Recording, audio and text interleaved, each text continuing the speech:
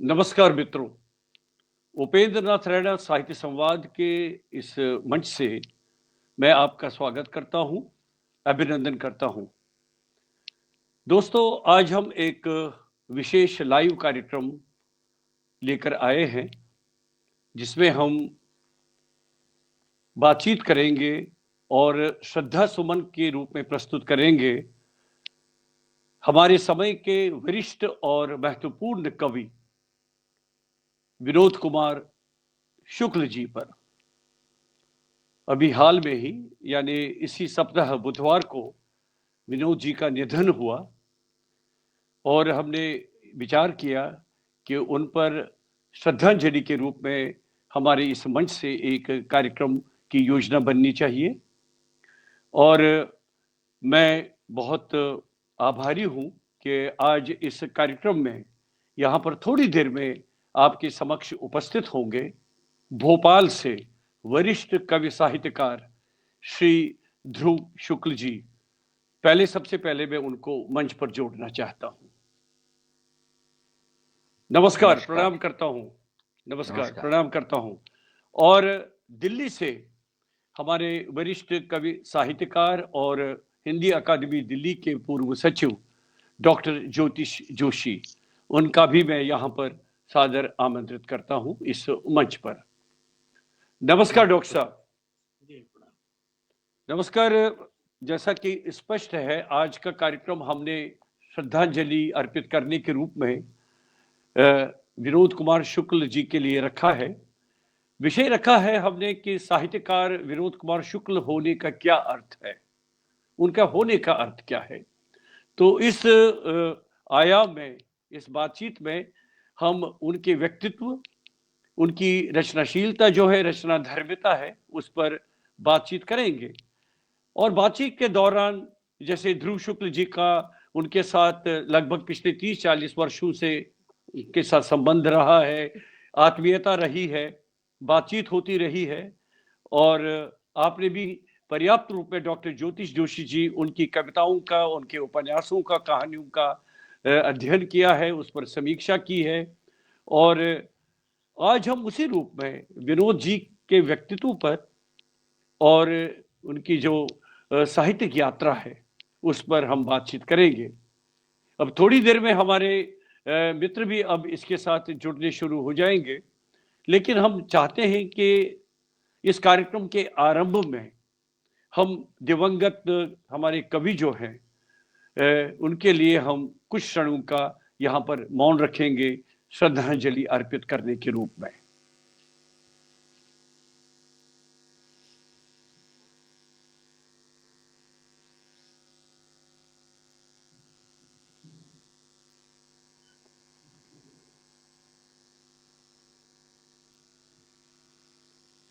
ओम शांति शांति शांति शांति शांति। ओम। ध्रुव जी, जब हम विनोद कुमार शुक्ल का नाम लेते हैं तो एक बहुत उनकी जो साहित्यिक यात्रा है, विशेषकर उनकी जो उनका जो साहित्यिक योगदान है, उसके बारे में चर्चा करना बहुत ज़रूरी बनता है। क्योंकि हमारे समय के, हमारे इस वक्त के वे एक बहुत ही ज़रूरी और महत्वपूर्ण कवि इस रूप में थे कि उन्होंने 2-3 विशेषताएं जो उनके कविताओं और उनके उपन्यासों में, कहानियों में रही है कि उनकी भाषा बहुत सरल रहती थी, डायरेक्ट बात करते थे, उसमें कोई लेपापोती नहीं होती थी, कोई कठिनाई नहीं होती थी समझने में। और दूसरी बात ये थी कि उनकी जो मानवीय संवेदना की पकड़ थी वो इतनी जबरदस्त, जोरदार थी कि वो बहुत से जो सबसे गहरी तय हुआ करती थी उसकी, वहां तक पहुंच जाते थे। अब सीधी सी बात है कि कई कविताओं, पिछले दिनों जब उनका स्वर्गवास हो गया तो हमने सोशल मीडिया पर देखा, काफी उनके प्रति श्रद्धांजलि कार्यक्रम प्रस्तुत किए गए और कई मित्रों ने उनके लिए अपनी बात कही, प्रस्तुत की, और कई कविताओं के छोटे छोटे अंश भी उनके लिए आए। मैं चाहता हूं कि इस कार्यक्रम के आरंभ में यहाँ पर उनकी जो एक कविता जो अक्सर मैंने ये देखा है कि हमारे मित्र उसको बहुत कोट करते आए हैं, उसको मैं कुछ पंक्तियां यहां पर प्रस्तुत करना चाहता हूं। हताशा से एक व्यक्ति बैठ गया था, व्यक्ति को मैं नहीं जानता था, हताशा को जानता था। इसलिए मैं उस व्यक्ति के पास गया, मैंने हाथ बढ़ाया, मेरा हाथ पकड़कर वो खड़ा हुआ। मुझे वो नहीं जानता था, मेरे हाथ बढ़ाने को जानता था। हम दोनों साथ चले, दोनों एक दूसरे को नहीं जानते थे, साथ चलने को जानते थे। क्या बात है, वाह वाह वाह। अब मैं चाहता हूं ध्रुव जी, आप पिछले कई वर्षों से 30-40 वर्षों से उनके साथ आप उनके संपर्क में रहे हैं, और मुझे बात बात में एक बार ये भी पता चला कि आपकी कविताओं को वे बहुत पसंद करते थे। तो उस आत्मीयता के सूत्र को लेते हुए आप प्रारंभिक अपनी बात शुरू करिए। राणा जी, मैं एक कवि के परिवार से आता हूँ। मेरे पिता बुंदेलखंडी के लोक कवि थे और उनको आधुनिक कविता से भी बहुत प्रेम था। वो सागर से एक विन्यास नाम की पत्रिका निकालते थे और उसमें हिंदी के जो उस समय के कवि थे, जिसमें विनोद कुमार शुक्ल भी थे, जितेंद्र कुमार थे, अशोक वाजपेयी थे, कमलेश थे, शमशेर बहादुर सिंह, ये तमाम लोग उस छोटी सी 24 पेज की पत्रिका में छपते थे। सागर से चूंकि मेरा संबंध है, वो मेरा जन्म स्थान है, तो लगभग जय हिंद एक छोटी सी पुस्तिका पहचान सीरीज में अशोक वाजपेयी एक पहचान सीरीज निकालते थे। जी जी। तो उसमें लगभग जय हिंद एक अजीब चौंकाने वाला नाम था। आज भी है लगभग जय हिंद एक चौंकाने वाला नाम। तो उस समय वो एक छोटी सी 20-22 पेज की पुस्तिका हमें विनोद कुमार, उस समय तक मैं विनोद कुमार शुक्ल से मिला नहीं था। जब बाद में 1980-81 के आसपास में भोपाल आया और मुझे यहाँ कलाओं का जो एक बड़ा आंदोलन शुरू हुआ था, भारत भवन बना और बहुत सी संस्थाएं थी, उनसे मुझे जुड़ने का मौका मिला। तब विनोद जी से मैं मिला और उस समय उनका नया कविता संग्रह आ गया था, वह आदमी नया गरम कोट पहनकर चला गया विचार की तरह। क्या बात है, क्या बात है। वो भी एक चौंकाने वाला नाम था कि जी वह जी। आदमी नया गरम कोट पहनकर चला गया विचार की तरह। और उनसे मिलना जुलना शुरू हुआ। ये शीर्षक मुझे आज भी बहुत चौंकाता रहा, क्योंकि ये जो नया गो कोट पहनकर जो विचार की तरह जो आदमी गया, वो आधुनिकता का आदमी था। वो रूस के विचारधारात्मक रास्ते से भी आया था, वो जर्मनी के रास्ते से भी आया था, वो फ्रांस के रास्ते से भी आया था। वो नया गरम कोट पहने हुए था। यूरोप में वैसे भी ठंड बहुत पड़ती है, तो विचारधारा वहां बहुत ठिठुरती हुई सी धीरे धीरे धीरे धीरे बनी है। हम समशीतोष्ण जलवायु के लोग हैं, हमारे यहाँ सारी ऋतुएं मौजूद हैं, ये भाग्य हमारा है।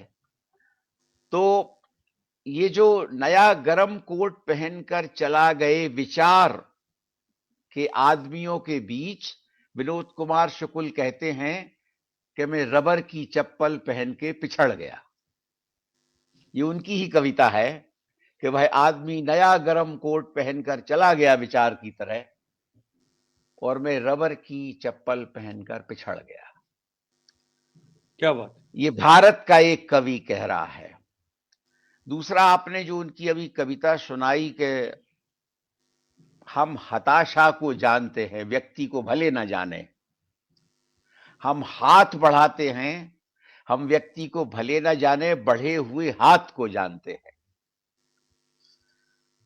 लेकिन विनोद कुमार शुक्ल जिस समय कविता लिखना शुरू कर रहे हैं वो 20वीं सदी के अंधेरे के क्षेत्र को भी जान रहे थे, जो बहुत सारी विचारधाराओं, लोकतंत्रों के, तानाशाहियों के द्वंद्वों, इन सबको वो पहचान रहे थे, उस अंधेरे को जान रहे थे। आपसे मेरी बात हुई थी कि मैं उनकी एक कविता से अपनी बातचीत की शुरुआत करूंगा। उनकी लगभग जय हिंद में ही एक कविता है जो मैं सुना देना चाहता हूं जी जी। कि बिस्तर भूल गया था, दाढ़ी बनाने का सामान था। बिस्तर भूल जाने से अपने ही कमरे में रात को चहलकदमी करता हुआ मैं खाना बदोश हो गया था। क्या बात है। साथ में 4 दाढ़ी वाले दोस्त भी शामिल हो गए थे। ये जो दाढ़ी वाले दोस्त हैं ना, ये मुक्तिबोध की कविता में है ना, अलग दाढ़ी अलग जबड़ा लिए, ऐसे दोस्त शामिल हो गए थे। क्योंकि विनोद कुमार शुक्ल का मुक्तिबोध से एक संबंध बताया जाता है कि मुक्तिबोध की कविता को उन्होंने, मुक्तिबोध ने विनोद जी की कविता को पहली बार पहचाना था और एक तरह से उसकी अनुशंसा की थी कि एक कवि का उदय हो रहा है। वाह वाह, कि क्या बात बिस्तर भूल गया था, दाढ़ी बनाने का सामान था। बिस्तर भूल जाने से अपने ही कमरे में रात को चहलकदमी करता हुआ मैं खाना बदोश हो गया था। है। साथ में 4 दाढ़ी वाले दोस्त भी शामिल हो गए थे। आपस में चर्चा हो रही थी। चहलकदमी वाले कदम के 20 कदम कमरा, 20 कदम सड़क, वही कमरे के अंदर 3 कदम चारपाई, सिरहाने 5 मंजिला बैंक था जहां मैं नौकर था। तकिए के नीचे रेजगारी रखने की आदत कारण हो सकती है। दाढ़ी बनाना नौकरी में शामिल था।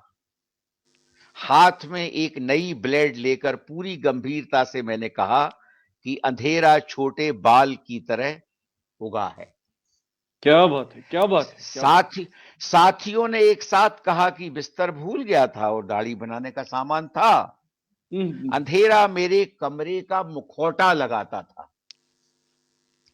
कमरे के आकार का अंधेरा, टेबल के आकार का अंधेरा, किताब अखबार के ढेर के आकार का अंधेरा, 4 घनिष्ठ मित्रों के आकार का अंधेरा, दीवार पर टंगी हुई कुछ तस्वीरें, राष्ट्रपति, प्रधानमंत्री, माँ बाप, भाई बहन के आकार का अंधकार। दिन मेरे कमरे का मुखौटा लगा कर आता था और शहर घूमता था। उभरे गड्ढे की तरह कमरे में दरवाजा बंद कर धंस गए, जबकि मेरा स्वतंत्र देश एक पक्षी था जो पिंजरे सहित पेड़ पर जाकर बैठ गया था। क्या बात है।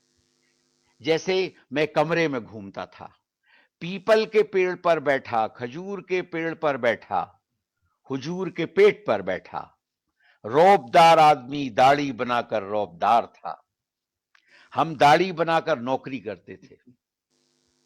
नागरिकता में ऊंचाई, मैदान एक सपाट समतल सीढ़ी था जिस पर मैं चढ़ता था, उतरता था या चलता था। इस तरह चहलकदमी करते हुए हाथ में एक नई ब्लेड लेकर मैंने पूरी गंभीरता से कहा कि अंधेरा शायद नकली दाढ़ी मूछ लगाकर आया होगा। देश की सुरक्षा के लिए चारों दोस्तों और मैंने 5 नई ब्लेड बतौर हथियार के समर्पित किए या आत्मसमर्पण किया था। क्रांति हम लोगों से नहीं हुई थी और ना कमरे में कोई हमने षड्यंत्र किया था। क्या बात है। ये जो मैं जब उनकी कविताएं प्रारंभिक रूप से पढ़ता रहा, खासकर क्योंकि जो लगभग जय हिंद में जो कविताएं थी वो बाद में उनके नया गरम कोट पहनकर विचार की तरह में भी शामिल हो गई अधिकांश कविताएं। ये किस तो सन की विनोद जी, ये किस सन की ये कविताएं थे? लगभग जय हिंद की कविताएं तो सन 71 60 के बाद की और 70 के बीच की कविताएं हैं, पर ये जो सीरीज में पहचान पहली बार और 71 में आए। और हाँ, 71 और 79 के आसपास शायद ये उनका पहला कविता संग्रह आया। तो वे सबके आकार का अंधेरा देखते हैं, वे अंधेर गर्दी का भी अंधेरा देखते हैं। उनकी प्रारंभिक कविताएं ऐसी ही हैं। बाद में वो अंधेरा कुछ दूसरे प्रकार से आया है, हताशा के रूप में और तरह तरह से, जो आपने कविता पढ़ी कि वे। और सबसे बड़ी बात यह है कि आपको उनकी कविताओं में छत्तीसगढ़ प्रांत ज्यादा दिखेगा, यानी उनकी कविता का आपको ऐसा लगेगा भूगोल बड़ा छोटा है, लेकिन उनकी कविता का आध्यात्म बहुत व्यापक है। वो बहुत ही स्थानीयता के कवि हैं, जिसमें मजदूर हैं, सूदखोर हैं, प्रकृति है, पशु हैं, पक्षी हैं, पेड़ हैं, घोंसले हैं, ये और छोटी छोटी गलियां हैं, बस्तियां हैं, दुकानें हैं, और उनसे उनकी कविता बनती है। क्या बात वो है, क्या अपनी बात है। अपनी छोटी सी गलियों में रबर की चप्पल पहन के घूम रहे हैं विनोद कुमार शुक्ल। वो बहुत अधिक स्थानीय है, और मुझे ये कहने में कोई संकोच नहीं है कि भारत के स्वतंत्रता संग्राम की लड़ाई लड़ते हुए गांधी जी ने जो यूरोपीय सभ्यता से मुठभेड़ की बात कही थी, तो उन्होंने यही कहा था, ज्योतिष भी जानते हैं अच्छी तरह से, कि स्थानीयता से सार्वभौम होना सार्थक है।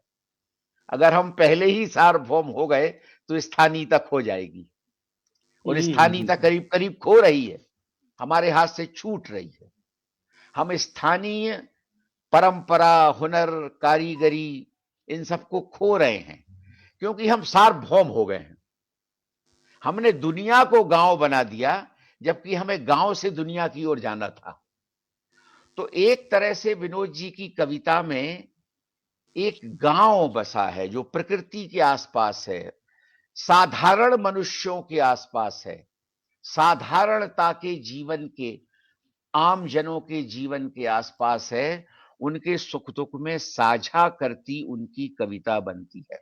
दूसरा ये कि वे इस अंधकार में एक कुहासा भी देखते हैं। उनको पेड़ धब्बे की तरह दिखते हैं, मनुष्य कुछ धब्बे की तरह दिखता है, उनको अपनी सांस भी एक धब्बे की तरह दिखती है, और उस धब्बे से में खोती जाती धीरे धीरे जो शताब्दी का अंधेरा है, विचारधाराओं का अंधेरा है, राजनीतिक अंधेरा है, जिस तरह के भी अंधेरे ने मानव जाति को घेरा, उस अंधेरे से वो कुछ छवियां उकेरते हैं, उनकी दृष्टि, अपनी दृष्टि उसमें गड़ाते हैं, बहुत गहराई से गड़ाते हैं, और तब जाके उनकी कविता के शब्द बाहर आते हैं और उनकी कविता बनती है। अब उनकी कविता का जो तरीका है, उसको वक्रोक्ति कहें, उक्ति वैचित्र कहें, क्या कहें, या कबीर की उलटवासी कहें, हालांकि उलटवासी एक बिल्कुल अलग प्रकार है, लेकिन लेकिन वो इस जगह कहीं बैठते हैं, आते हैं। और चूंकि हम जानते हैं कि हमारे यहां साहित्य विनोद की परंपरा है, बड़ी परंपरा है शब्द विद्या की, साहित्य विनोद की, कला विनोद की, और वो विनोद कुमार शुक्ल हैं। और सारे आलोचकों की ये समस्या रही है कि वो इस साहित्य विनोद की परंपरा में कहां खड़े हैं। आज तक हमारी हिंदी आलोचना इसको बहुत ठीक से तय नहीं कर पाई है, अच्छा, इस विषय पर लेकिन हम विनोद आगे, कुमार शुक्ल खड़े हैं। जी जी, इस विषय पर हम आगे बात बढ़ा देंगे, लेकिन मैं अब डॉक्टर ज्योतिष जोशी जी से भी प्रारंभिक टिप्पणी इस रूप में चाहूंगा कि आपने डॉक्टर साहब विनोद जी का काफी उनके साहित्य का अध्ययन किया है, समीक्षा की है, तो क्या समझते हैं कि एक, देखिए वो कवि भी थे, कथाकार भी थे, जिसमें उन्होंने उपन्यास भी लिखे हैं, कहानियां भी लिखी है, तो आपकी उनकी वो जो साहित्यिक दृष्टि थी, उसके बारे में आप अपनी टिप्पणी दे दीजिए। देखिए, जैसा कि ध्रुव जी ने कहा, वह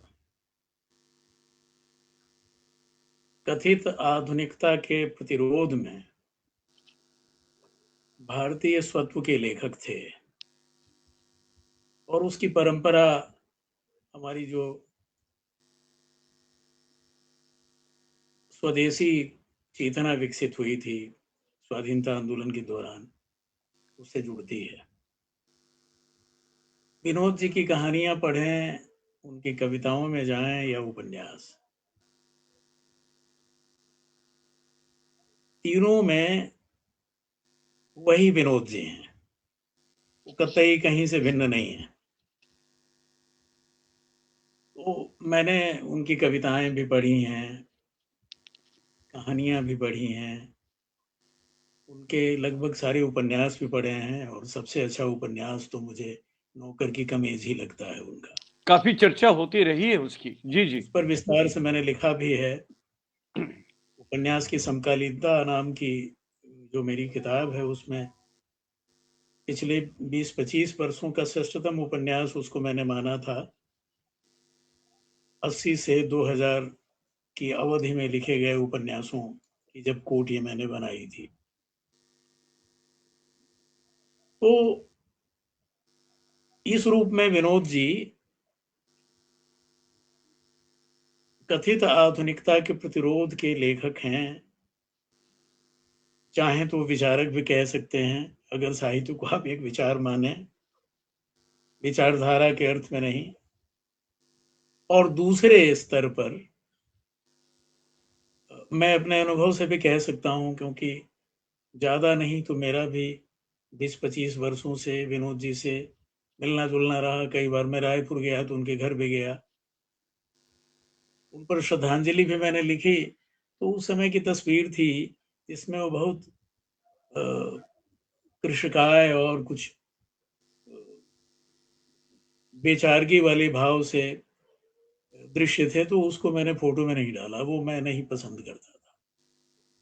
उनसे मिलना भी हुआ, दिल्ली में भी कई बार आते थे, कहीं झोला भूल जाते थे, कहीं कोई चेक दे दिया तो वो भूल जाते थे। भोजन करने के लिए गए हैं और भोजन करना भूल गए, फिर किसी अच्छा। काम में मशगूल हो गए, फिर उनको याद आया कि उनको खाना चाहिए।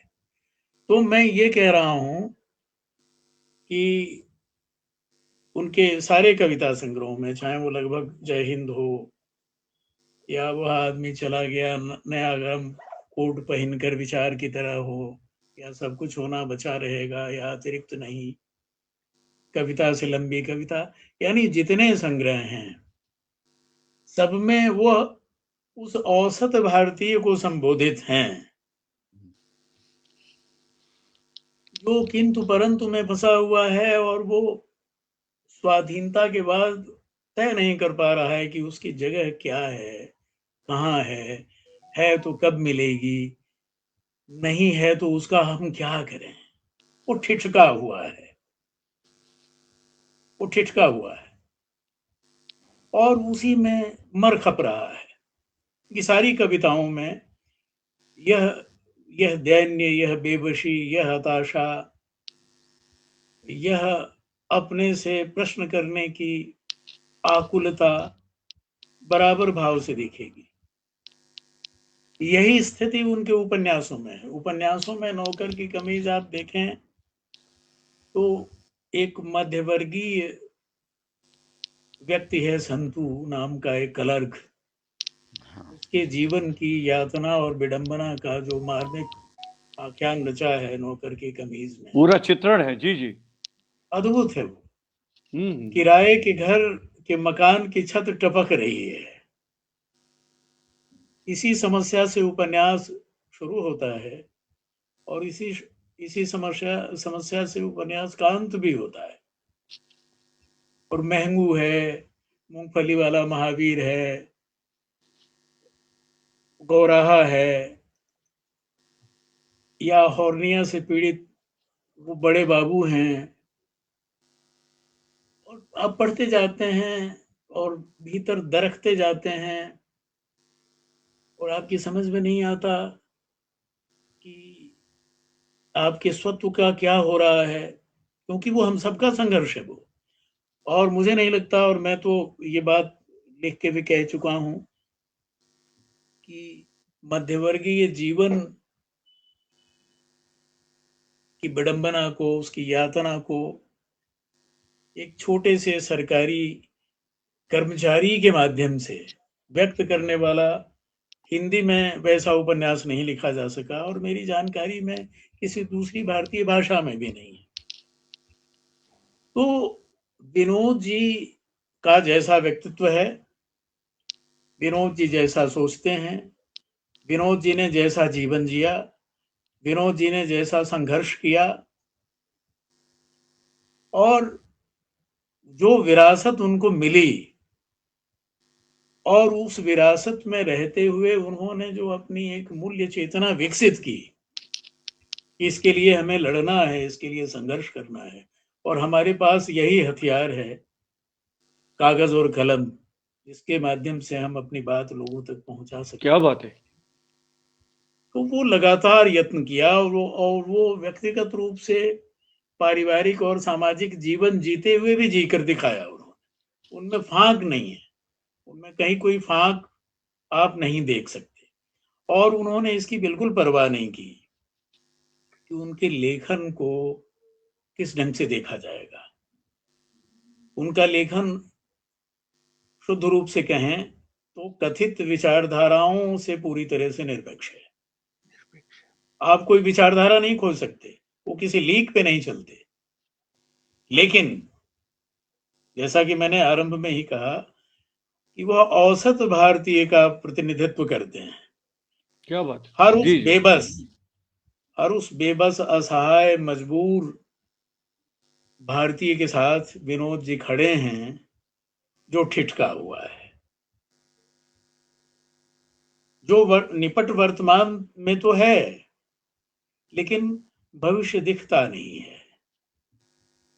तो यही उनकी कहानियों में है, यही उनके उपन्यासों में है, यही उनकी कविताओं में है, यही उनके जीवन में है, और यही जो, जिसको ध्रुव जी ने स्थानीयता की बात की, देखिए ये आश्चर्यजनक नहीं है, उन्होंने अपने संभाग पर भी कई कविताएं लिखी। हाँ, रायपुर बिलासपुर संभाग तो, और ये बात सही है, ये हम सब कहते हैं जो भारत से प्रेम करते हैं, भारतीय संस्कृति से प्रेम करते हैं, और हम लोग ये बार बार कहते हैं कि हमें सबसे पहले स्थानीय होना है, उसके बाद हम प्रांतीय और राष्ट्रीय होंगे, और उसके बाद अंतर्राष्ट्रीय होंगे। स्थानीयता से जाने वाला मार्ग ही सार्वभौमिक होता है, लेकिन हम इसको भूल गए हैं। विनोद जी ने वो दिखाया, और किसी फलसफे में न पड़े, किसी मुगालते में न आए, उन्हें इस बात की कतई चिंता न हुई कि उनके लिखे को किस तरह से देखा जाएगा। वो लगातार लिखते गए, और ये बहुत उस बड़ी बात है, लिखने, ये बहुत बड़ी बात है, बहुत सार्थक और बात कही आपने। उस तरह के लेखन से ही उन्होंने अपने लेखन को विशुद्ध भारतीय बनाया, क्या बात है। और ये बहुत अच्छी बात। लगभग सिद्ध कर दिया कि हम जिस भारतीयता पर गर्व करते हैं, या गर्व कर सकते हैं, या कर सकना संभव है, उसका रास्ता यही है, उसका वही रास्ता है जो गांधी जी के ताबीज का है। क्या बात है, क्या बात है। उस निम्नतर व्यक्ति को देखना कि उसके लिए हम क्या कर रहे हैं, वही हमारे होने की सार्थकता तय करता है, वह देखना। तो इस स्तर पर उन्होंने अखिल भारतीय प्रतिष्ठा बनाई, और अपने कथ्य पर और अपनी संवेदना के बल पर उन्हें एक सीमा तक वैश्विक प्रतिष्ठा भी मिली, और वैश्विक पुरस्कार भी उनको प्राप्त हुए। उनके नाम पर कई पुरस्कार हैं। जी जी। हाँ, तो वो मिले, और उन्होंने ये लगभग दिशा दी है भारतीय साहित्य को, और भारतीय भाषाओं के साहित्य को भी, कि अगर अपनी भाषा से प्रेम है, अपने समाज से प्रेम है, अपने गांव जवार स्थानीयता से प्रेम है, तो वह प्रेम आयातित नहीं होना चाहिए।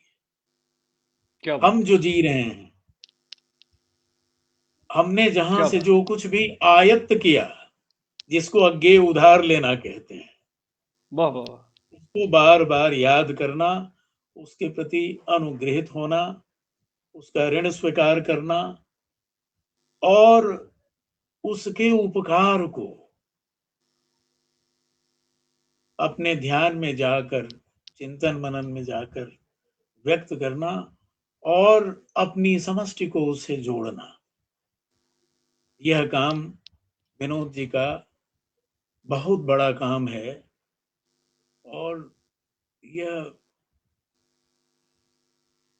यह काम विरले लोग ही कर पाते हैं जो उन्होंने बहुत किया। बढ़िया बातचीत तो हम मैं आगे उनको जारी बार बार याद रखेंगे।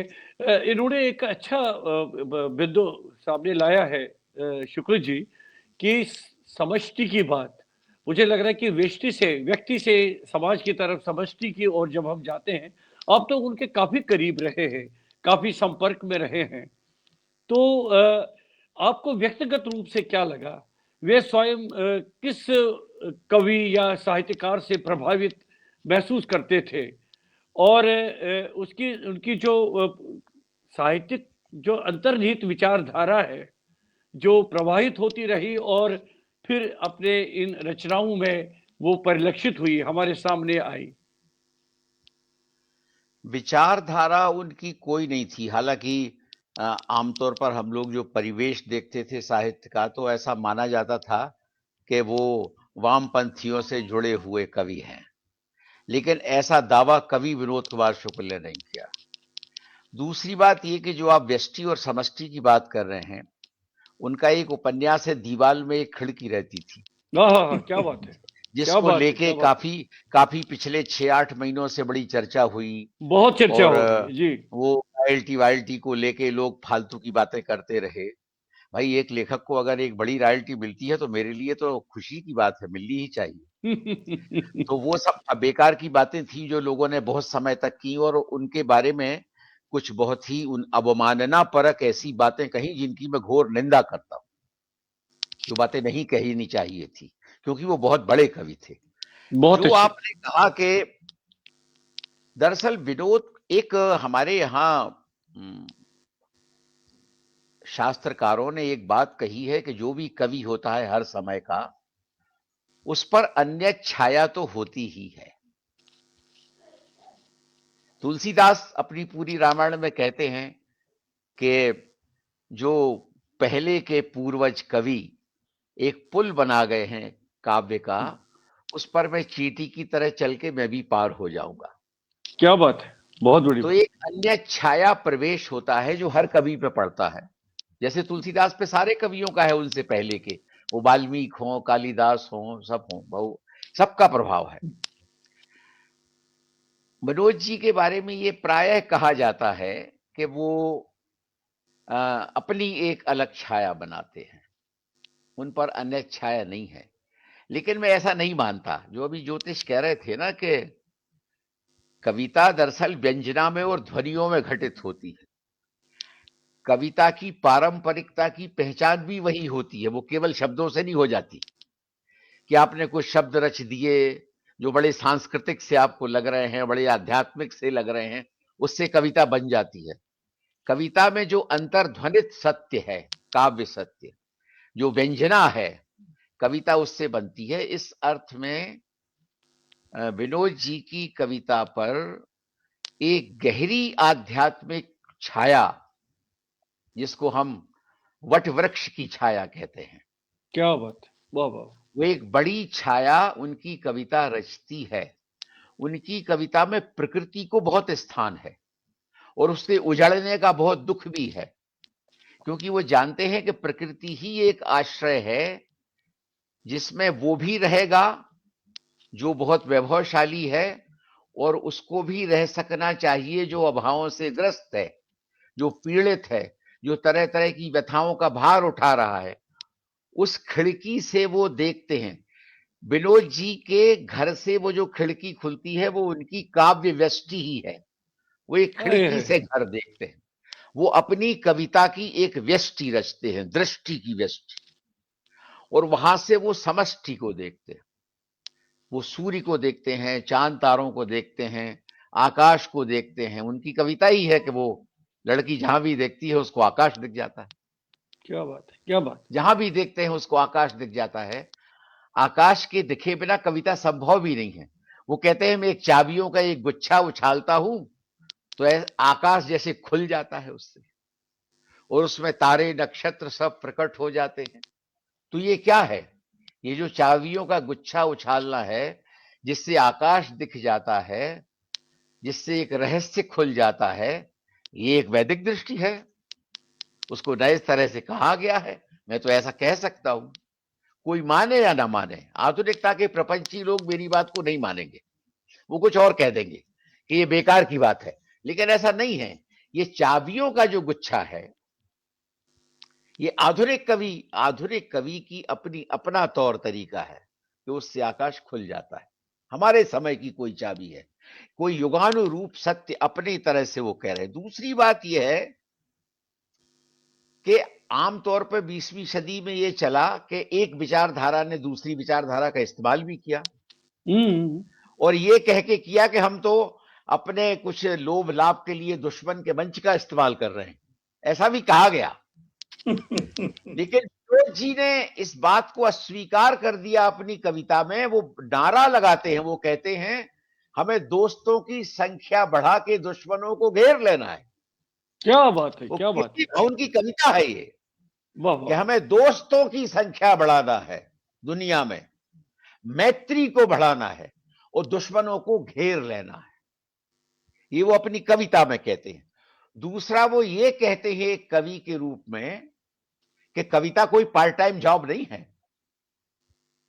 जैसे एक न्यायाधीश 24 घंटे न्यायाधीश है, उसकी दृष्टि है जीवन पर कि कहीं भी अन्याय होगा, रात को उसका दरवाजा खटखटाया जा सकता है और न्याय मांगा जा सकता है, उसके घर जाया जा सकता है।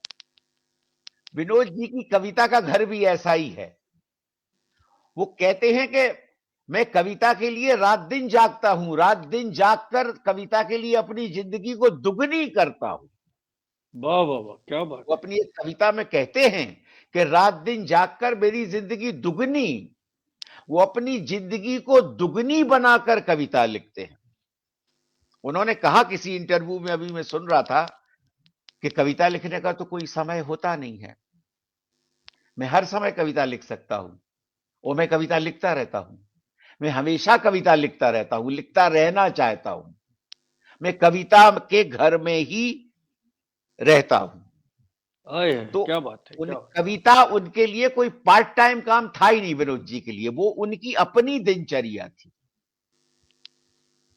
जिसमें वो एक काव्यास्वाद में हमेशा जीवन को देखते थे, और उसका जो काव्यास्वाद है उसको वो हमेशा रचते रहते थे। दूसरा, उनके बारे में ये भी कहा जाता है कि वो बहुत कम बोलते थे, बातचीत बहुत कम करते थे। दूसरों के बारे में उन्होंने लिखा भी बहुत कम है। अपने अग्रज कवियों पर या समकालीनों पर उन्होंने बहुत बात नहीं की। कभी कभार थोड़ी बहुत सभाओं में, गोष्ठियों में कुछ कह दिया, बहुत संकोच से बोलते थे, लेकिन जितने वाक्य बोलते थे वे सब सारगर्भित होते थे। व्यर्थ तो उनमें एक मितव्ययिता थी। आवाज, उनकी आवाज की गहराई कम वाक्यों में भी हम लोग पहचान लेते थे कि विनोद जी किस गहराई से बोल रहे हैं। लेकिन उनके पूरे लेखन में आप देखिए, उनके उपन्यास और उनकी कविताएं, वो बतकही के लेखक हैं। वो इतनी ज्यादा बात कर रहे हैं। उपन्यासों में बातचीत तो होती ही है, वैसे भी उसका शिल्प ही है, बहुत से पात्र होते हैं, उसमें बातचीत होती है। कविता में अगर उनकी आप देखें तो पूरी बातचीत की कविता है। बिल्कुल बिल्कुल। एक में हम भवानी प्रसाद को मिश्र को याद करें कि वो बतकही के कवि कहलाते थे। मैं कहूंगा कि उनके बाद विनोद कुमार शुक्ल हिंदी में बहुत गहरी बतकही के कवि हैं। अगर वो सन्नाटे का छंद सुन सकते थे भवानी प्रसाद मिश्र, तो ये अंधेरे में गोता लगा सकते हैं। अंधेरे की जो दुनिया को, अंधेरे का क्षेत्र, हालांकि हमारे एक दार्शनिक ने जो भारतीय मूल के थे, वो भारत को कहते थे एरिया ऑफ डार्कनेस, अंधेरे का क्षेत्र, वो कह गए हैं अपनी एक किताब में। लेकिन मैं तो मानता हूं कि पूरी दुनिया ही अंधेरे का क्षेत्र बनी हुई है। तो ये जो सांभेतिक द्वंद्व है, जो गांधी जी का स्मरण ज्योतिष जोशी ने किया स्थानीयता के संदर्भ में विनोद कुमार शुक्ल की कविता का, वो बहुत सही है कि विनोद कुमार शुक्ल बिना कोई टफ इंटेलेक्ट का दावा किए अपनी कविता में एक सभ्यता समीक्षा करते हुए चलते हैं। अगर आप गहराई से देखें उनकी कविता, वो भले ही आलोचक नहीं है, वो दूसरों के समीक्षक नहीं है, लेकिन उनकी कविता एक गहरी सभ्यता समीक्षा है। वो कई तरह के इशारे हमको करते हैं, जैसे कि स्थानीयता की बात पर हम लोग दोनों जोर दे रहे हैं और वो उनके बारे में बहुत ही जरूरी है। वो एक कविता में कहते हैं कि दूर से अपना घर देखना चाहिए। हैं तो वो घर के कवि, अपने घर से ही सब देख रहे हैं, लेकिन उनकी एक कवि कामना है, बलवती है। वो हमसे कह रहे हैं कि दूर से अपना घर देखना चाहिए जैसे हम दूर से अपनी पृथ्वी देखते हैं। क्या बात, आज ही पढ़ रहा था मैं ये कविता। वाह वाह और वाह। घर में बड़ी बच्चे भूखे होंगे, घर में बच्चे भूखे होंगे की चिंता पृथ्वी में बच्चे भूखे होंगे की होगी। क्या बात है, क्या बात है। ये पृथ्वी में बच्चे भूखे होने की चिंता, यही तो यूरोप और भारत का सांविधिक द्वंद्व है। यूरोप को पृथ्वी में बच्चे भूखे होंगे की चिंता नहीं है, नहीं तो इतने युद्ध चल रहे हैं वो अब तक बंद हो जाने चाहिए थे। क्यों चल रहे हैं? बच्चे मारे जा रहे हैं, बच्चे कचरा बीन के गुजारा कर रहे हैं। तो क्या हम पृथ्वी में इतने अधिक वो हो गए हैं कि हमको पूरी पृथ्वी दिखाई नहीं देती? विनोद कुमार शुक्ल कहते हैं दूर से देखना चाहिए थोड़ा ज्यादा, तब शायद लगेगा कि घर में बच्चे भूखे होंगे तो पृथ्वी में बच्चे भूखे होंगे की चिंता होगी। ये जो बात है, उन्हें दरअसल पूरी समष्टि उनकी कविता में जिस तरह आती है वो एक घर की तरह आती है, और जिस घर में वो हैं उसमें वो एक कविता की खिड़की खोलते हैं, वहां अच्छा, से उनको शुक्ल जी, समष्टि मेरी एक जिज्ञासा है, आपको ये लग नहीं रहा है कि विनोद कुमार शुक्ल जी पर समीक्षात्मक रूप में बहुत कम लिखा गया है? उस तरह से उस हाँ, मात्रा में आना चाहिए था वो। मतलब जैसे दूसरे ज्योतिष ने तो लिखा है, कुछ और समीक्षकों ने, आलोचकों ने उनकी किताबों की समीक्षाएं की हैं जो अलग अलग किताबों में संकलित हैं। लेकिन हाँ, विनोद कुमार शुक्ल पर कोई विश्वविद्यालयों में डिसर्टेशन और या शोध वगैरह किए गए हों तो मुझे पता नहीं है, और वो अच्छे नहीं होंगे ये भी मुझे मालूम है। लेकिन एक व्यवस्थित कोई किताब शायद विनोद जी पर आलोचकीय दृष्टि से लिखी गई हो तो मेरे देखने में तो वो नहीं ही आई है। क्या पता ज्योतिष जोशी जी कुछ विचार कर रहे होंगे इस पर, क्यों डॉक्टर साहब? पूछिए इनसे। नहीं, देखिए, जैसा कि मैंने निवेदन किया अपने वक्तव्य में, जिस तरह से ठिठके हुए भारतीय को, औसत भारतीय को संबोधित हैं विनोद जी, उसी तरह से उनकी रचनाओं को लेकर तथाकथित आलोचक ठिठके हुए नजर आते हैं। चाहे उनकी कविताएं हों, चाहे उनकी कहानियां हों, चाहे उनके उपन्यास हों, वो नई दृष्टि से आलोचकीय निकस की मांग करने वाले हैं। आप उन औजारों उपकरणों से उनकी रचनाओं को नहीं देख सकते जिनसे सामान्यतः लोगों को देखा करते हैं। उनकी कविताओं को भी आप वैसा नहीं पढ़ सकते, न कहानियों को पढ़ सकते हैं, न उपन्यासों को पढ़ सकते हैं। तो आलोचना के लिए एक बड़ी चुनौती की तरह रहे वो, जैसे विनोद कुमार शुक्ल रहे वैसे ही कृष्ण बलदेव वैद्य रहे। हाँ, कई ऐसे लेखक हमारे हुए और उनको पर्याप्त उपेक्षा मिली। हालांकि कृष्ण बलदेव वैद्य को जो उपेक्षा मिली वह उपेक्षा विनोद जी को न मिली। एक सार्वजनिक स्वीकृति मिली, हर तरह से मिली, लेकिन निकष के मामले में, आलोचकीय निकष के मामले में दोनों एक ही रेखा पर खड़े हुए लेखक हैं। पसंद करते हैं विनोद जी को, उनकी उक्ति वैचित्र को लेके पसंद करते हैं, उनके विनोद को लेके पसंद करते हैं, उनके गल्प रचाव को लेके पसंद करते हैं, उनकी जो लोकाख्यान से संबंधित आख्यान धर्मिता है उसको लेके पसंद करते हैं। और अपने आसपास कई बार हम अतीत राग में भी जाते हैं उनको पढ़ते हुए, इस ढंग से तो उनको पसंद करते हैं, लेकिन उनको देखने का सही नजरिया क्या हो वो हम आज तक नहीं ढूंढ पाए।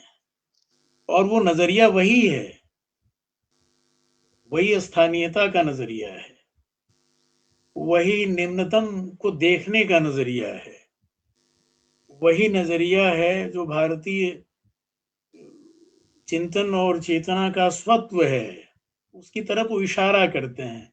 और इस मायने में उपेंद्र जी, ध्रुव जी इसको संभवतः स्वीकार भी करें, इस अर्थ में विनोद जी कठिन कवि हैं। विनोद जी बतकही के कवि तो हैं, संवाद करते हैं, बहुधा उनको पढ़ते हुए लगता है कि आप खुद से संवाद कर रहे हैं, लेकिन एक एक शास्त्रीयता है उनके यहाँ विचार की, गहरी दृष्टि है जो जो अपने भीतर के बोध को जागृत करने की तरफ इशारा करती है।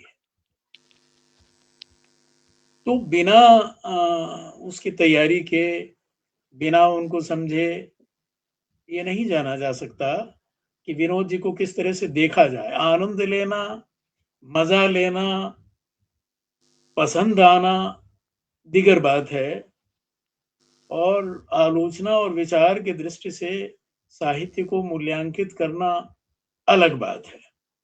तो वह तो बाकी है। और ध्रुव जी ने कहा कि ऐसी कोई मुकम्मल किताब उन पर आई हो, इसकी खबर इनको नहीं है, तो वैसी खबर मुझे भी नहीं है, ऐसी किताब मेरी जानकारी में भी नहीं है। लेकिन चूंकि वो निपट स्थानीयता के लेखक हैं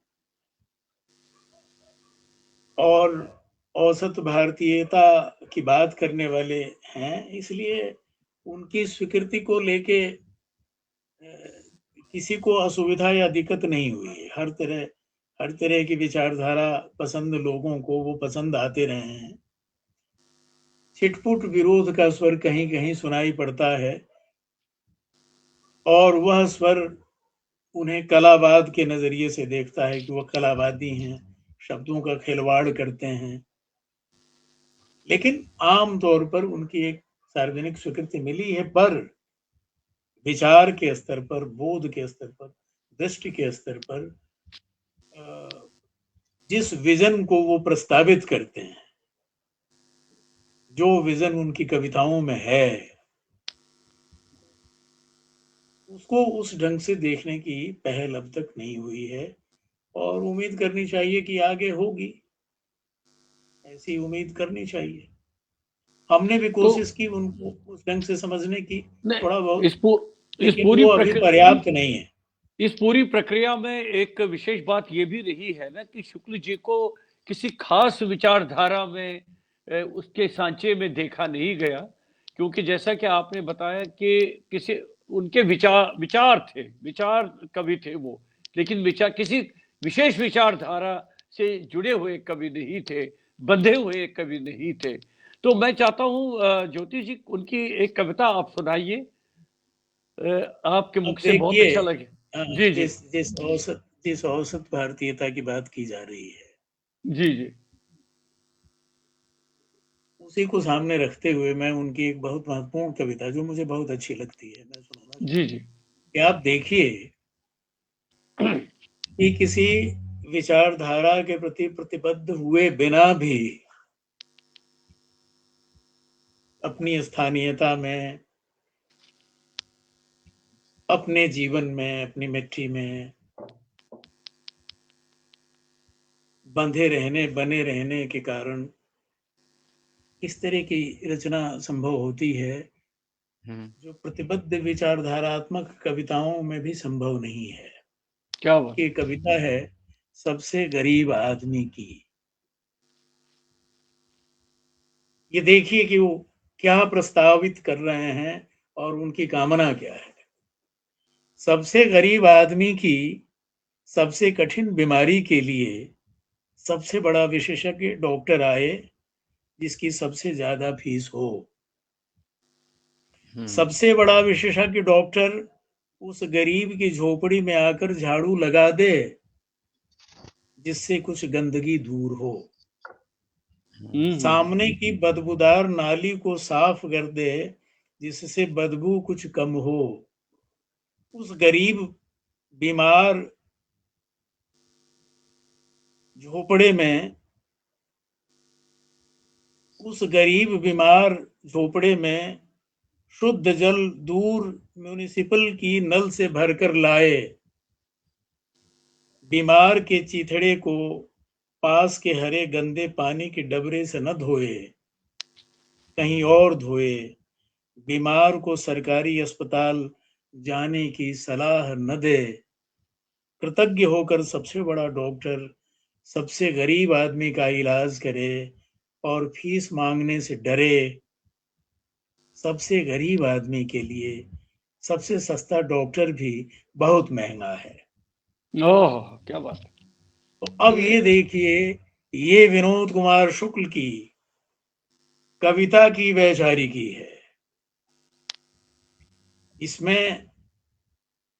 इसमें जो आप विचारधारा देखेंगे वह विचारधारा भारत की जमीन पर काम करती नहीं दिख रही है। यह विनोद कुमार शुक्ल के साहित्य का स्वायत्त विचार है और इसीलिए कहते हैं कि साहित्य स्वयं में विचार है और साहित्य की स्वायत्तता बनी रहनी चाहिए। उसे किसी विचारधारा का पिछलगू नहीं बनाया जाना चाहिए। इसके भी एक बड़े निकस के बड़े पैमाने के कवि विनोद कुमार शुक्ल हैं। क्या बात है। आप ध्रुव जी कुछ कहना चाह रहे हैं? आपसे जब मैं कल बात कर रहा था तो सब कुछ होना बचा रहेगा की चर्चा हुई थी। जी जी जी जी। सब कुछ होना बचा रहेगा एक बड़ी लोकतांत्रिक प्रजातांत्रिक पंक्ति है और हमारी परंपरा में ध्वनित होती है। हम ये मानते आए हैं, हमारी जो दार्शनिक दृष्टि है, आध्यात्मिक दृष्टि है, कि सब कुछ नष्ट होते होते होते रहते सब कुछ होना बचा रहता है, क्योंकि सब कुछ होने में ही सब कुछ नष्ट होता है। जब वो कहते हैं सब कुछ होना बचा रहेगा, ये बड़ी गहरी दार्शनिक दृष्टि लिए हुई ये पंक्ति है कि हम सब कुछ होने के बचे रहने में रहते हैं। वो ये कह रहे हैं वाह वाह वाह वाह वाह, क्या बात। हमारा जो नश्वरता का और जीवन का जो बोध है वो सब कुछ होने के बचे रहने में समाहित है और वो इस बहुत बड़ी दुनिया को बचे रहने की ये पंक्ति जो है कि दुनिया ही अगर नहीं बची रही तब फिर भी क्या सब बचे? कुछ होना बचा रहेगा। वाह वाह वाह, क्या बात। लेकिन इस सब कुछ होने के बचे रहने में ही हमारा बचा रहना संभव है। ये बहुत मामूली बात नहीं है। ये वाक्य कई अंतर्ध्वनियां लिए हुए हैं और एक चीज और लिए हुए हैं। उनकी एक कविता है, उसमें वो कुछ ऐसा कहते हैं कि जाना भी बहुत देर तक देखते रहना, जाना भी बहुत देर तक देखते रहना, ना दिखने के बाद भी देखते रहना। क्या बात है, क्या बात। विनोद जी जा चुके हैं और मुझे पूरा विश्वास है कि वे अपने जाने को ना दिखते हुए भी अभी भी देख रहे होंगे। क्या बात है, क्या बात। वे अपने आप को देख रहे होंगे। मैं बड़े गहरे आत्मभाव से ये बात कह रहा हूं कि वे अपने जाने को देख रहे होंगे। वो कहते हैं एक अपनी कविता में कि मैं अक्सर जाता हुआ दिखाई देता हूं, और मैं अपनी पीठ अच्छी तरह पहचानता हूं। बहुत ही लोकप्रिय कविता है उनकी ये। वाह। हाँ, वो जाते हुए दिखाई देने वाले कवि हैं। हम्म। वो अपनी पूरी कविता में बैठे हुए कवि हैं ही नहीं, वो पूरी तरह चलते हुए कवि हैं। वो एक निरंतर यात्रा में है। अगर आप उनके पहले संग्रह से लेके अभी तक की कविताएं देखें, उसकी चर्चा यहां संभव नहीं है अब। एक पूरा विकासमान यात्री की तरह वो उसमें दिखते हैं। उनकी कविता विकास करती है। जो जिस गरीब की चर्चा की जो कविता सुनाई, मतलब अंततः वो समष्टि में इस तरह घुल जाना चाहते हैं। उनकी एक छोटी सी कविता है कि वृक्ष की सूखी टहनियों के समानांतर मैंने अपनी दो सुन्न बाहें फैलाई। वाह वाह वाह। वृक्ष की सूखी टहनियों के समानांतर मैंने अपनी दो सुन्न बाहें फैलाई और फुनगी पर एक टक दृष्टि। यह चाहता हूं कि जब पानी आए तो पहले आंखें भिगो दे। आए है, क्या बात है, क्या बात है। वाह फिर वाह वाह। कोई चिड़िया मेरी बाहों की हरियाली में घोंसले बनाए और अंडे दे। अपनी बाहों को वृक्ष की शाखाओं की तरह अनुभव करने वाला कवि जो कहे कि कोई चिड़िया, कोई जीवन आके उस पर घोंसला बनाए और आए अंडे है। दे, यही है सब कुछ होना बचा रहेगा विनोद कुमार शुक्ल का, और कुछ वाह भी वाह नहीं। वाह। क्या बात है, क्या बात है। ये सब कुछ होना बचा, और कवि का काम ही है कि वो सब कुछ होने को कविता में बचाए रखता है। ये एक प्रतिमान है। किसी भी कवि से पूछ लीजिए कि साहित्य अंत में बच जाता है, दुनिया नष्ट वाह। होती रहती है। दुनिया के दुख का इतिहास, अवसाद का इतिहास उस राजनीतिक इतिहास में नहीं मिलता, वो साहित्य में मिलता है। और विनोद कुमार शुक्ल की ये अनूठापन है, जो सांचा उन्होंने कविता का रचा, उसमें एक शब्द नए तरह से सांचे रूप में प्रकट हुआ है। कबीरदास कहते थे ना, सबका हु का लीजिए सांचा शब्द निहार, और पक्षपात ना कीजिए कहे कबीर विचार। हम्म। विनोद कुमार शुक्ल पक्षपाती कवि नहीं थे, वे सांचे शब्द को निहारने वाले ही कवि थे। और उन्होंने एक सांचा गढ़ा था। यह मैं कह सकता हूं कि उनका गद्य और उनकी कविता आपस में एक दूसरे में आवाजाही करते हुए दिखते हैं। उनका बहुत सारा गद्य कविता जैसा है, उनकी बहुत सी कविता गद्य जैसी है, और एक तरीका है कुछ कहने का। हम कह सकते हैं कि वो आधुनिक काल के एक विशिष्ट रीति सिद्ध कवि भी ठहरते हैं। मैं कहिए उसी ज्योति जी, मैं उसी ठहरते हैं बिंदु कि पर नहीं? आना चाह रहा था। कविताओं के बारे में, उनकी कविताओं के बारे में बहुत चर्चा होती रही है, लेकिन एक कथाकार के रूप में, जिसमें उनके उपन्यास भी है, कहानियां भी है, वो कविताएं प्रमुख रूप से उजागर होती है उनकी कविताएं। हाँ, और आपने उनका बता दिया कि उनके गद्य में भी पद्य है, कविताएं ही है बहुत सारी उसमें आ रही है। वो भी एक उनका कारण हो गद्य सकता है। उनका गद्य भी बड़ा काव्यात्मक है। और गद्यम कवीनाम निक्षय वदंती, कवियों के गद्य को कविता की तरह उदाहरण के रूप में पेश किया है। बाण भट्ट की कादंबरी को पेश किया गया है आचार्यों ने कविता की तरह। तो विनोद कुमार शुक्ल जो हैं, हमारे समय के सांचे शब्द को निहारने वाले निष्पक्ष कवि ठहरते हैं। वाह वाह उन वाह। पर किसी विचारधारा का, किसी उस तरह की अन्य छाया का प्रभाव नहीं दिखता ऊपर से, लेकिन उनकी गहराई में जाएंगे तो एक बहुत पारंपरिक निबद्ध संगीत आपको उनकी कविता में सुनाई देगा, जो हम सबकी व्यथा का भार उठा रहा है।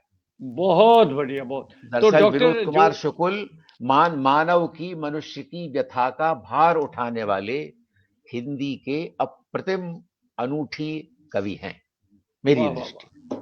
ज्योति जोशी जी, अंत में आपकी अंतिम टिप्पणी चाहूंगा।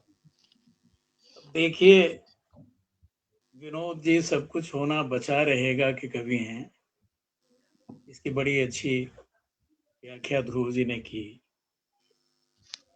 और ध्रुव जी ने ये बात बिल्कुल सही कही कि उनकी कविताओं में और उनके गद्य में, उपन्यास और कहानियों का जो गद्य है, कोई अंतर नहीं है और दोनों में आवाजाही है। और ये बात मैं उसमें जोड़ना चाहूंगा कि जो उनकी कविताएं नहीं जानता, जो कविताओं से नहीं गुजरा है, वो उनकी कहानियों और उपन्यासों को नहीं समझ पाएगा। ये उसके लिए सूत्र है, क्योंकि मूलतः कवि हैं और कवि का लिखा हुआ गद्य ही है जो उनका उपन्यास और उनकी कहानियां हैं। यहाँ एक बात और मैं कहना चाहूंगा कि सब कुछ होना बचा रहेगा के अलावा विनोद कुमार शुक्ल बहुत कुछ देखना बाकी है कि कवि भी हैं।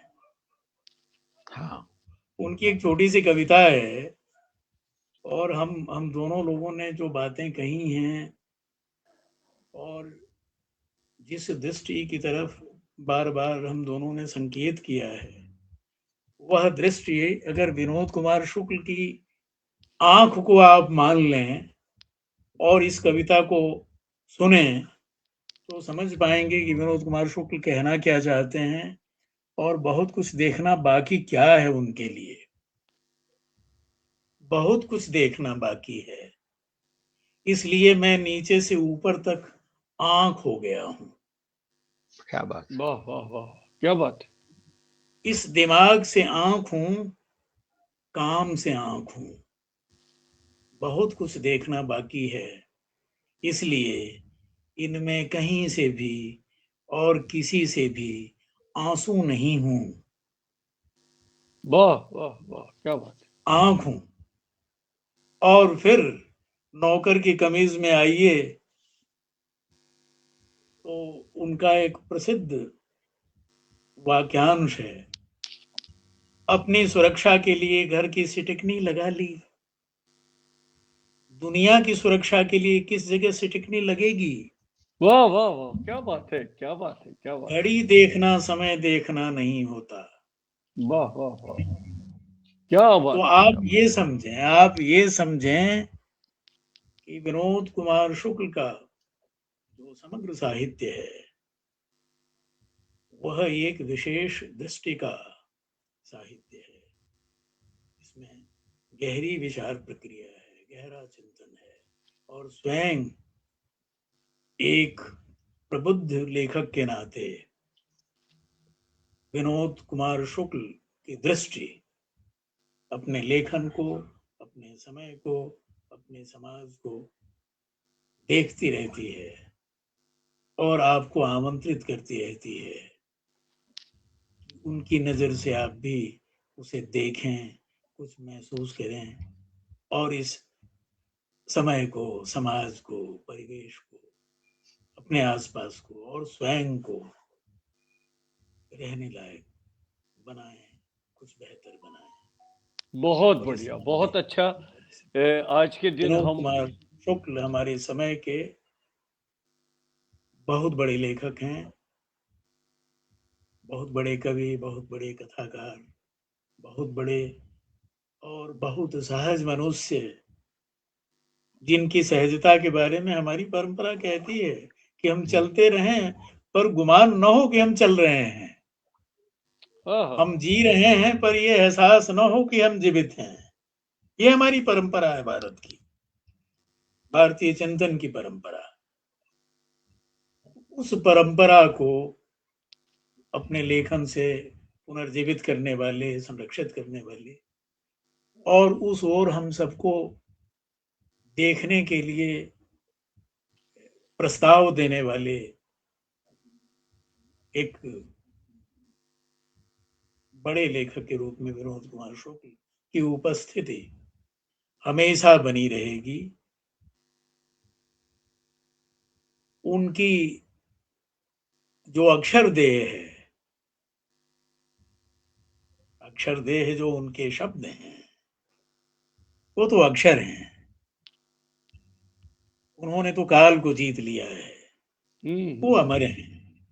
नश्वर क्या देह बात, भले उनकी न रही हो। क्या इन्हीं बात। शब्दों के साथ उनको मेरी प्रणाम। उपनिषद में एक पद आता है, नेत्रांतरवर्ती। हर बड़े कवि का एक नेत्रांतरवर्ती होता है। हिंदी की आलोचना की सबसे बड़ी दिक्कत ये रही है कि विनोद कुमार शुक्ल का नेत्रांतरवर्ती क्या है, जिस आंख की चर्चा ज्योतिष जोशी ने की। वाह वाह वाह।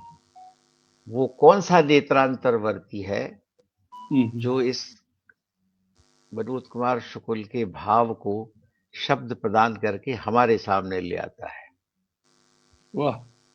इसकी खोज बहुत जरूरी है, और जिस दिन ये खोज पूरी हो जाएगी उस दिन विनोद कुमार शुक्ल पर एक अच्छी किताब ज्योतिष जोशी लिखेंगे।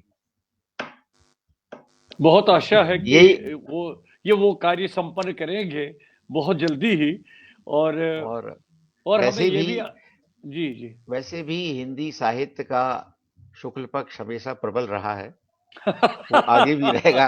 ये बहुत अच्छा है, ये बहुत अच्छा। इसीलिए आप इस समय केंद्र में हैं।